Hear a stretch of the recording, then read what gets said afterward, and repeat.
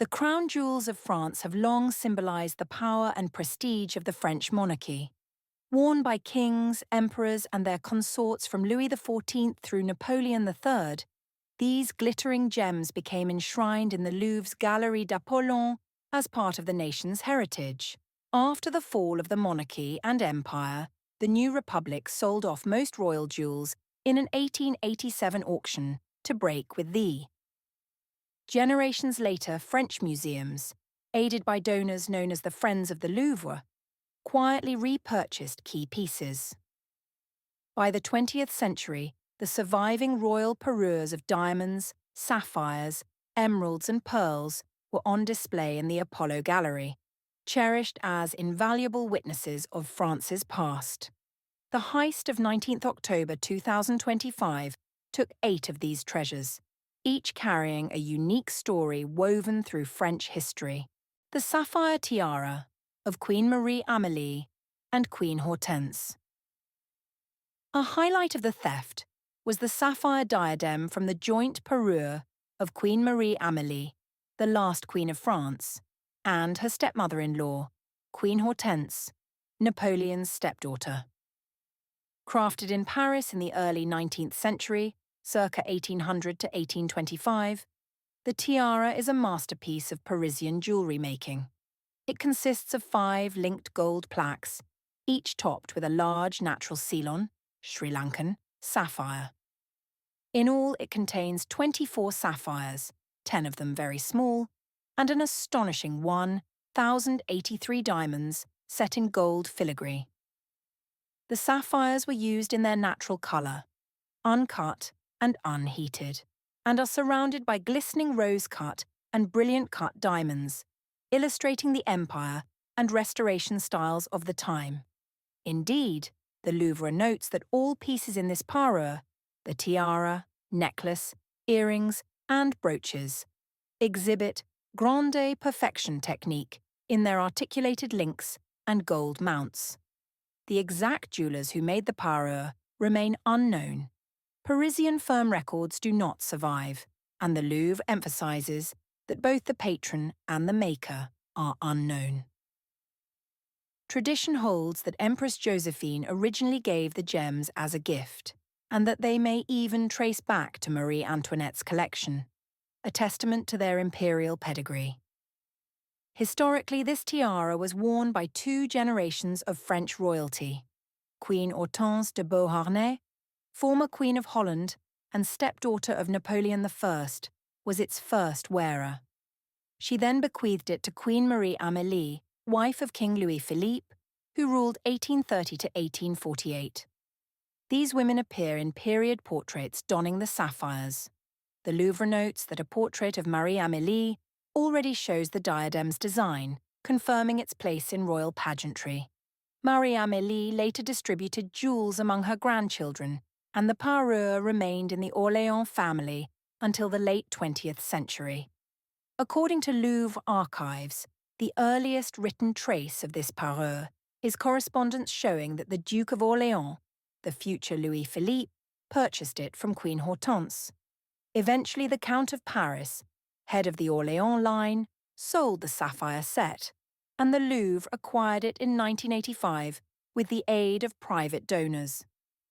In sum, the tiara carries layers of meaning. It connected the revolutionary Bonaparte legacy to the restored monarchy, and it adorned France's last queen, making it a potent symbol of 19th century power. Stealing the tiara was matched by the theft of its matching necklace, another spectacular creation of early 1800s French craft.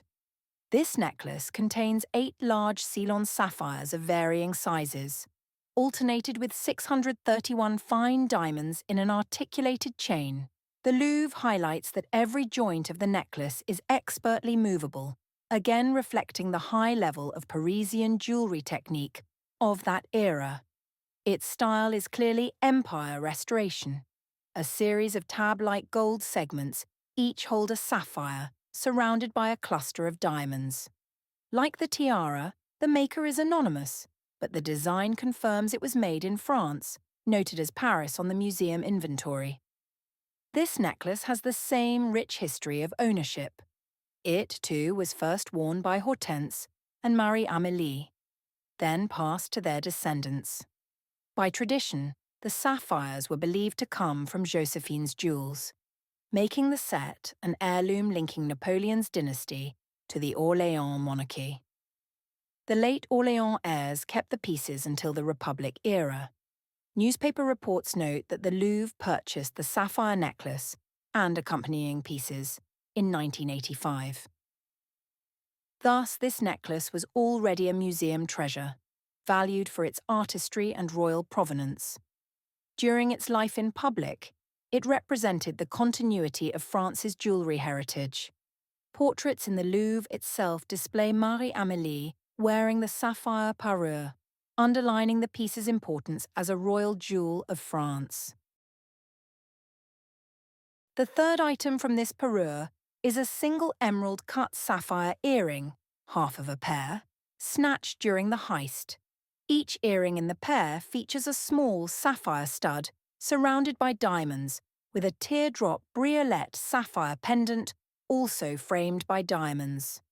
The Louvre's description notes there are 59 diamonds on one earring of the pair.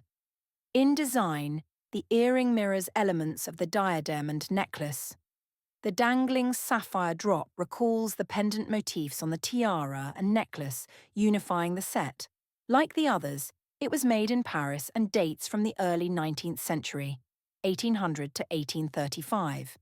It was worn by the same royal women, Hortense and Marie-Amélie, as part of their full parure. One of the pair was stolen.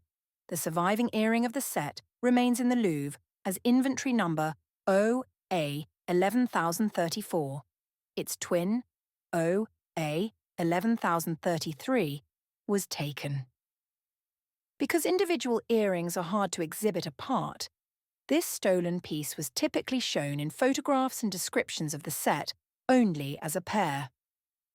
In use, Marie-Amélie would have worn these earrings at state events and portraits, symbols of her queenly status. The theft of one earring not only deprives us of the craftsmanship of gem cutting, the sapphires were expertly fashioned as briolettes, but also serve as a tangible link to the final queen of the French, Empress Marie-Louise's emerald necklace. Another centerpiece of the theft was the emerald necklace that once belonged to Empress Marie-Louise of France, Napoleon I's second wife. When Napoleon married Marie-Louise in 1810, he commissioned 2 grand parures for her, one with opals and diamonds and one with emeralds and diamonds. The emerald set was created in Paris by François Regnault-Nitot of the firm that became Chaumet, around 1810 to 1811. Its style is quintessentially Empire. A series of richly detailed gold mounts hold deep green emeralds carved into various shapes. In Marie-Louise's necklace, there are 32 emerald stones, finely cut, and more than 1,000 diamonds overall. Town & Country magazine reports 32 emeralds and 1,138 diamonds in the necklace and matching earrings, a testament to its extraordinary size. The gold is likely high carat, and the workmanship, including the symmetry and cutting of the stones, reflects the grand Napoleonic taste for lavish parure. This emerald necklace was not just jewellery, but a gift of dynastic import.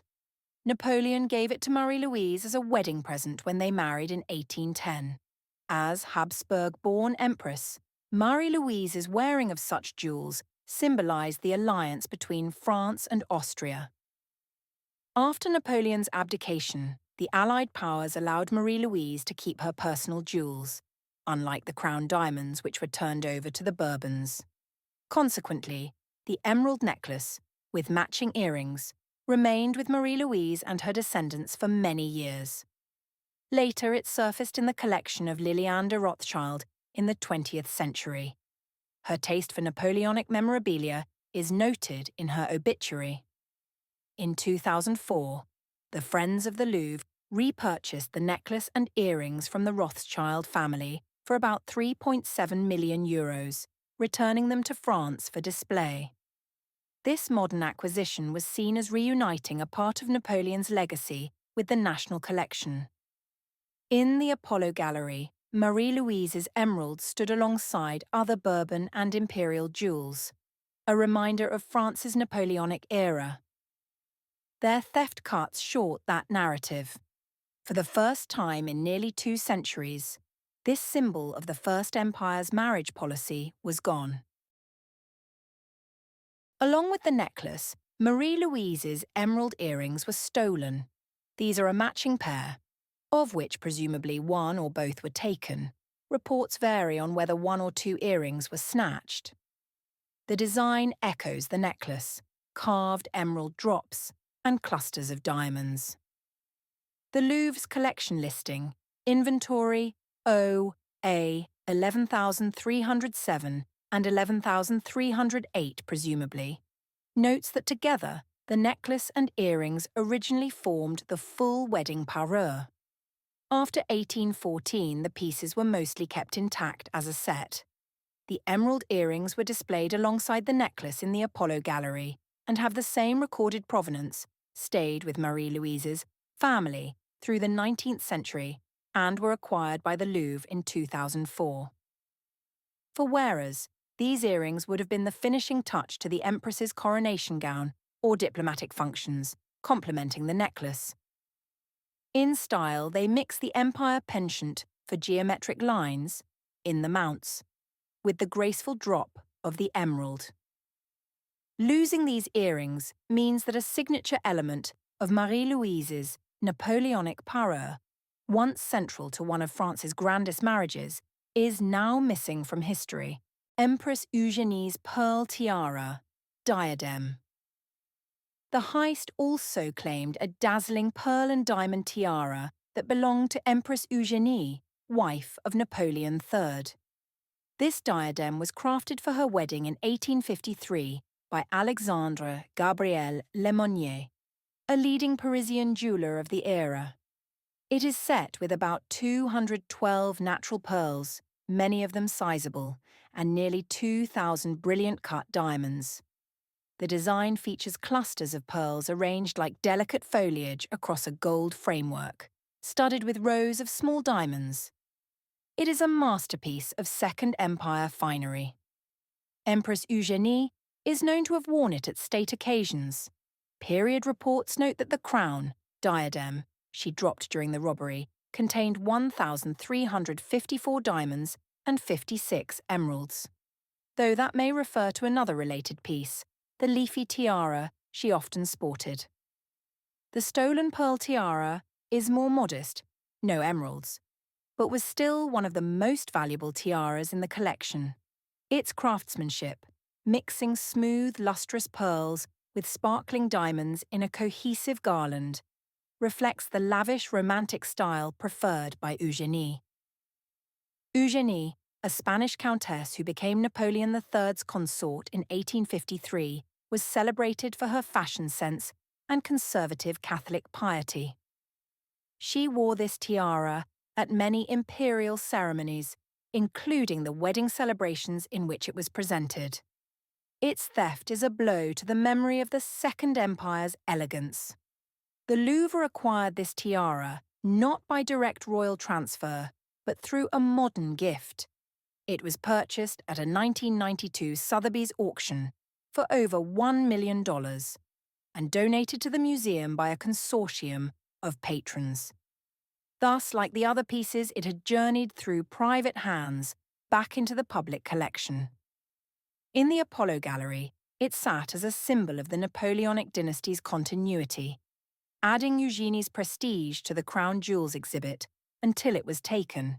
One of the most historically resonant items stolen was Empress Eugénie's so-called reliquary brooch. This is a diamond brooch, a stiff pin, made for Eugénie in 1855 by Paul Alfred Baptiste, contains 94 large old-cut diamonds, including a central rosette of 7 surrounding a solitaire, and notably incorporates 2 famous Mazarin diamonds, 17th and 18th century stones given to Louis XIV by Cardinal Mazarin. In total, it is set with 94 diamonds. The design is openwork and floral, nearly the size of a small saucer. Although called a reliquary brooch, it never actually contained a relic. The word reliquary is engraved on its pinback as a nod to devotion, but the compartment is empty. This reflects Eugénie's devout Catholic faith. She was known to wear a cross or relic-themed jewels as a public statement of faith. Legend says Eugénie's prince asked how to win her heart, and she replied, through the chapel. In this brooch, faith and monarchy intertwine. The Mazarin diamonds link it to Louis XIV's era, while the religieux symbol echoes Eugénie's own beliefs. This brooch entered France's national collection long ago. It was acquired by the Louvre in 1887, when the Third Republic still kept a core of jewels. As a funerary gift from the Bourbon Restoration era, it represents the continuing presence of Catholic symbolism in imperial regalia. The craftsmanship, by Bapst, a top Second Empire jeweller, is of the highest caliber. Every diamond is set in sculpted gold filled with scrollwork on the reverse. Its theft thus means not only the loss of 17th century diamonds, but also a piece uniquely tied to Empress Eugénie's identity. Finally, thieves made off with the large diamond bow corsage knot brooch of Empress Eugénie. This ornate brooch once formed the buckle of an astonishing diamond belt that Eugénie commissioned for the 1855 Paris World's Fair. When first created, the belt contained over 4,000 diamonds. Eugénie wore its buckle during Queen Victoria's 1855 visit to France and for the baptism of her son. In the 1860s, she had the heavy belt dismantled and the buckle remade into a sizable brooch shaped like a cascading ribbon bow. The result is a gold and silver brooch encrusted with around 2,600 diamonds, articulated to mimic a fabric knot with long trailing ends. It is one of the grandest pieces in the Crown collection. Eugénie wore this brooch to many functions as well. It was effectively a piece of Second Empire high fashion and served as a symbol of the regime's opulence and Eugénie's personal style. After Napoleon III fell, this brooch went on a remarkable journey. The Third Republic sold it at auction in 1877, and it was bought by New York socialite Caroline Astor for 42,200 francs.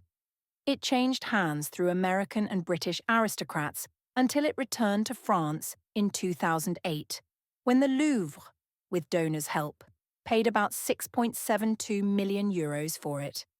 Today it stood proudly as one of France's most valuable brooches. Its auction price was once cited at €6.72 million before it was stolen. Its loss means the removal of a piece that once bridged imperial pageantry and transatlantic jewel collecting, a poignant reminder of France's 19th century fall and post-monarchical nostalgia. Finally, thieves made off with the large diamond bow corsage knot brooch of Empress Eugénie. This ornate brooch once formed the buckle of an astonishing diamond belt that Eugénie commissioned for the 1855 Paris World's Fair. When first created, the belt contained over 4,000 diamonds. Eugénie wore its buckle during Queen Victoria's 1855 visit to France and for the baptism of her son.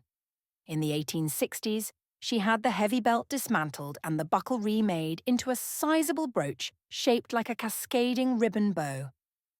The result is a gold and silver brooch encrusted with around 2,600 diamonds, articulated to mimic a fabric knot with long trailing ends. It is one of the grandest pieces in the Crown collection. Eugénie wore this brooch to many functions as well. It was effectively a piece of Second Empire high fashion and served as a symbol of the regime's opulence and Eugénie's personal style.